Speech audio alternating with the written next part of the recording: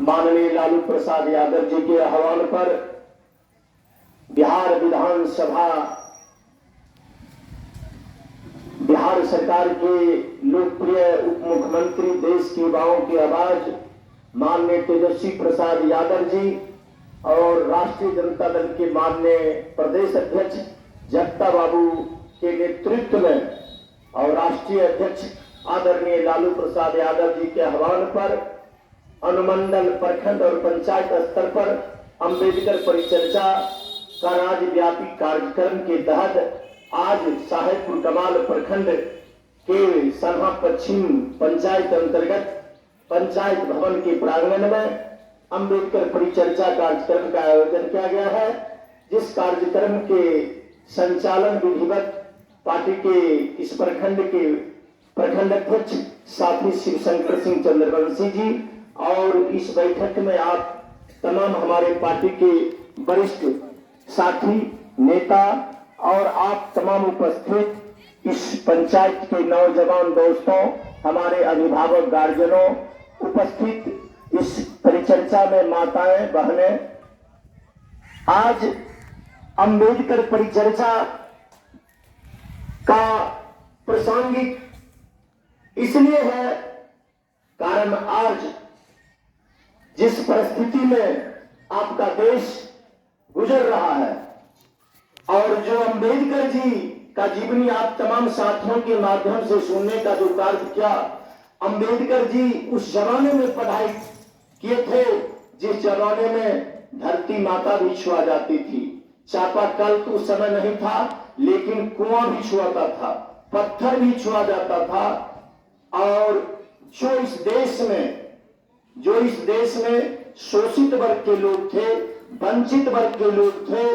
पिछड़ा वर्ग के लोग थे, अत्यंत पिछड़ा वर्ग के लोग थे, दलित वर्ग के लोग थे, एक मानव दूसरे मानव से घृणा करता था, इनका छुआ हुआ पानी लोग नहीं पीता था, रास्ता छुआ जाता था। इस विडंबना को, मानव को एक सूत्र में बांधने के लिए आजाद भारत के बाद भारतीय संविधान की संरचना और हम तमाम मानव जाति जो पिछड़ा, दलित, अति पिछड़ा, अल्पसंख्यक भाइयों का एक सूत्र में बांधने के लिए भारतीय संविधान को निर्माण किया गया, जिस संविधान के तहत आज यह विद्यालय है, हम आप तमाम का बच्चा इस विद्यालय में पढ़ने का। आज जो सरकारी हॉस्पिटल है वहाँ जाति नहीं देखा जाता है, वहाँ रोगी का नाम लिखा जाता है। यह बाबा साहब डॉक्टर भीमराव अंबेडकर का रचित भारतीय संविधान में हम लोगों का मौलिक अधिकार मिला था। आज भारतीय जनता पार्टी और आरएसएस की जो सरकार केंद्र में चल रही है, बाबा साहब डॉक्टर भीमराव अंबेडकर के द्वारा रचित इस भारत के संविधान को समाप्त करने पर तुले हुए हैं, जिसका सैकड़ों जीता जाता उदाहरण है मित्रों, सैकड़ों। जहां जिस प्रदेश में भारतीय जनता पार्टी की सरकार है, बाबा साहब डॉक्टर भीमराव अंबेडकर के द्वारा रचित हमारा जो मौलिक अधिकार था, वह उत्तर प्रदेश हो, मध्य प्रदेश हो, राजस्थान हो, तमाम राज्यों में पुनः दलितों का वह स्थिति लाना चाह रहे हैं, पुनः अल्पसंख्यक वर्गों का वही स्थिति में लाना चाह रहे हैं, पिछड़े वर्ग के लोगों को वही स्थिति में लाना चाह रहे हैं, जिस मनुस्मृति के तहत एक मानव दूसरे मानव से घृणा करता था। आज वही स्थिति ये वर्तमान केंद्र सरकार के द्वारा हमारे देश में लाया जा रहा है मित्रों, जिसका जीता जागता उदाहरण है भारतीय जनता पार्टी से पहले जो पूर्व की सरकार थी इस देश में, उसके विरुद्ध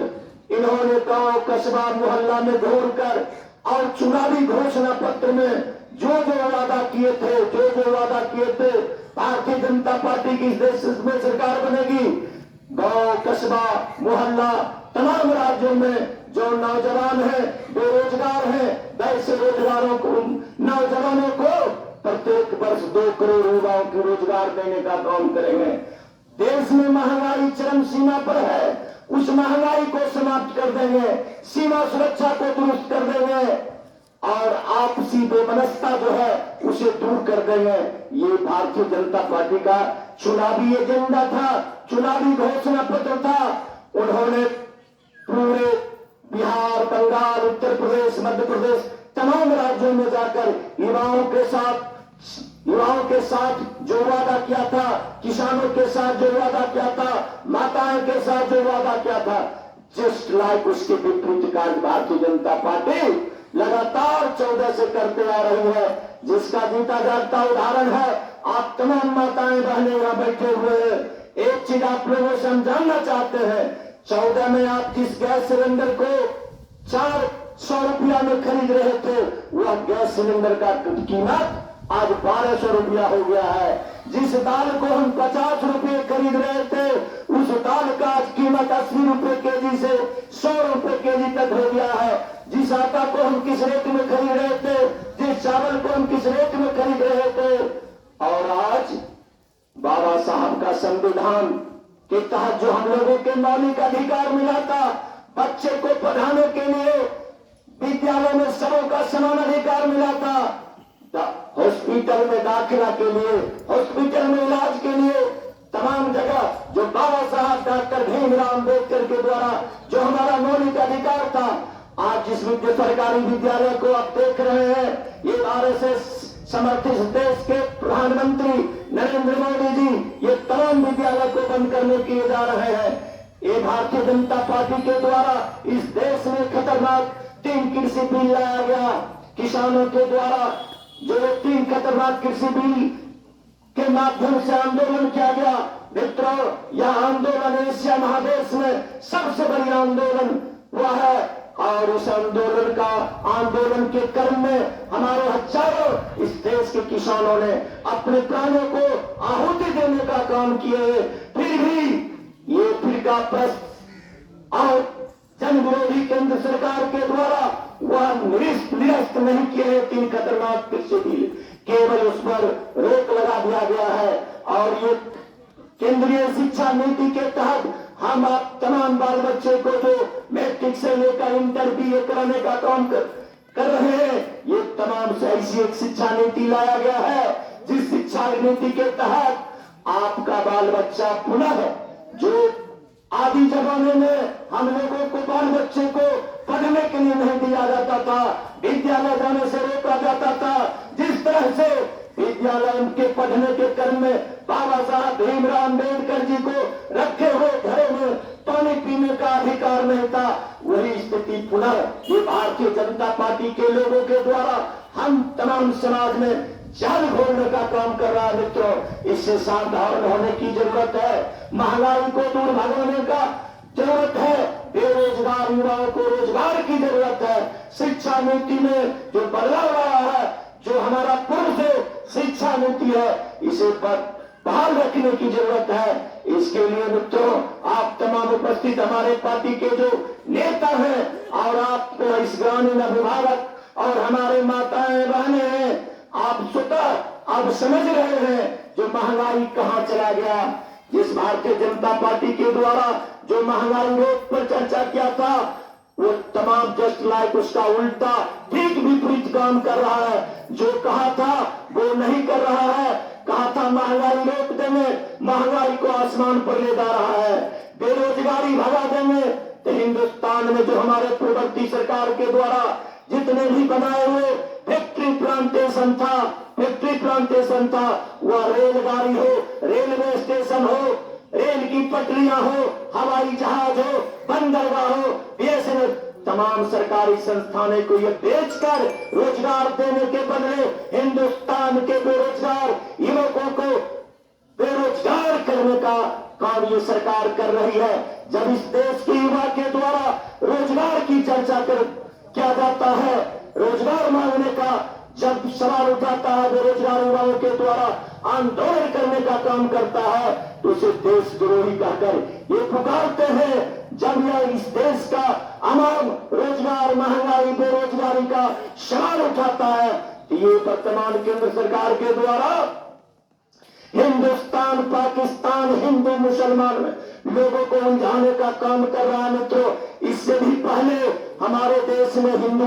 हुआ करते थे, इससे 14 से पहले भी हम तमाम हिंदू थे। आज एकाएक इनके शासनकाल में 9 साल में हिंदुस्तान का हिंदुओं पर कितना बड़ा खतरा मंडराने लगा। ये खतरा नहीं है मित्रों, केवल आप लोगों के बीच दिग्भ्रमित करने का काम करता है। इससे पहले भी हमारे गांव में ठकुरारी हुआ करते थे, महादेव मंच हुआ करते थे, तमाम वर्ग के लोग आपस में मिलजुल कर हम ठकुरारी में भी जाते थे, महादेव मठ में भी जाते थे। इनके शासनकाल में क्या हुआ, क्या हो रहा है? जो हमारे बाबा साहब भीमराव अम्बेडकर के द्वारा मौलिक अधिकार था, आज राजस्थान, मध्य प्रदेश, गुजरात, तमाम जगहों पर दलित महिलाएं, दलित नौजवान, दलित के जो आम हैं, उनको मंदिर में भी जाने से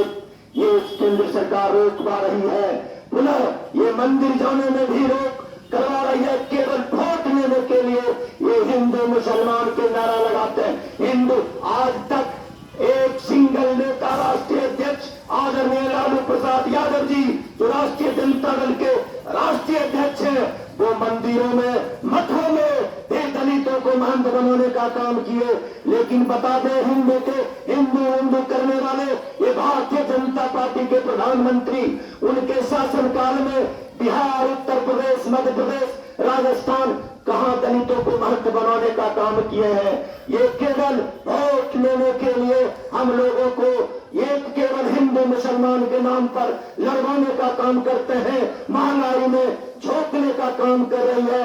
आज जो ये देख रहे हैं, ये मंदिर के नाम पर जो लोगों को इकट्ठा करता है, अगर नैतिकता का पाठ पढ़ाने वाले भारतीय जनता पार्टी के शासकों से मैं पूछना चाहता हूं, अगर सच्चे आप देशभक्त हैं, सच्चे भारत के हितैषी हैं, तो मंदिर मस्जिद की बात छोड़िए, रोजगार की बात कीजिए, तमाम लोगों को विद्यालय भेजने की बात करिए। ये नहीं करेंगे, केवल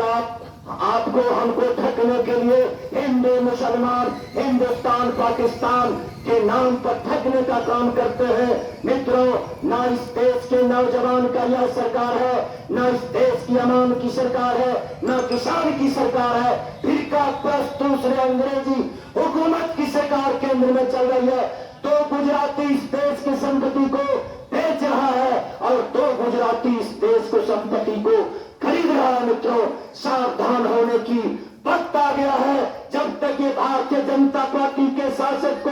दिल्ली से आप उतार नहीं फेंकेंगे, उखाड़ नहीं फेंकेंगे, न हिंदुस्तान बचेगा, न संविधान बचेगा, न रोजगार बचेगा, न महंगाई दूर होगा। इन्हीं शब्दों के साथ आप बहुत देर से आप लोग हैं, हम अपने तरफ से आप तमाम लोगों को बहुत बहुत धन्यवाद, बधाई देता हूँ। जय हिंद, जय भारत, जय राष्ट्रीय जनता दल, जय लालू, जय राबड़ी, जय श्री नारायण यादव, जय तनवीर हसन। बाबा साहब डॉक्टर भीमराव अम्बेडकर अमर रहे। बाबा साहब डॉक्टर भीमराव अम्बेडकर अमर रहे।